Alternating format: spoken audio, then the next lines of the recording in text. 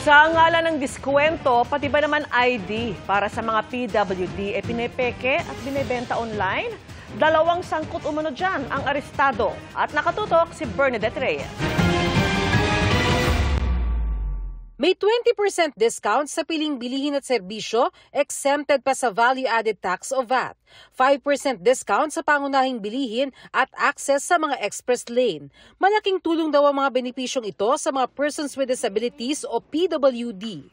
As a single mother, natutuwa ako even 30 pesos yung mga ganon, they give you like the smallest discounts lang. It's really something na privilege eh. Pero dahil din sa mga benepisyo, ang ID para sa mga PWD, pinipeke, marami na raw nakumpiskang ganyan ng Persons with Disability Affairs Office ng Quezon City. At may dalawa pa silang naaresto dahil nagbebenta ng ganito. Inaalok din ito online.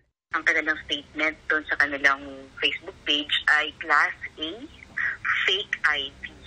Ganun talaga kalantaran yung pagbebenta nila ng Persons with Disability ID. Nakakasama raw ito ng loob para sa kaanak ng mga totoong PWD. Yung privilege na yan should be given to those talaga na talagang dapat na nangangailangan. At pahirap din sa mga nagnenegosyo. Bukod sa hindi naman ito reimbursable o tax deductible, kaya sila ang sumasalo sa discount, mahirap matukoy kung peke ang ID. We cannot question kasi the PWD IDs kasi sometimes when you question them, sila pa yung magagalit. Baka kasuhan pa nila kami. Kaya mungkahin nila magkaroon ng database ng mga PWD na pwede nilang ma-access. When we scan, doon natin makikita yung mga laws. And doon natin pwedeng i-check kung valid ba yung mga IDs. Sana magkaroon siya ng uniform na national na siya, yung IDs niya na for us to check.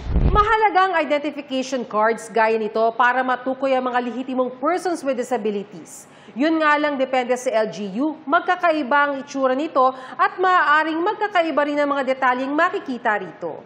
Ayon sa PDAW, bukod sa local registry kung saan makikita ang pangalan ng mga lehitimong PWD, meron rin daw national registry ang Department of Health.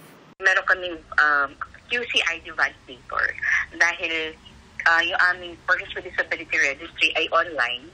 So dun sa aming validation ay ilalabas yung information na ito ay lehitimong ID. Pangalawa, pwede sila makapag-ugnayan sa PDAW. Para sa GMA Integrated News, Bernadette Reyes, nakatutok 24 oras.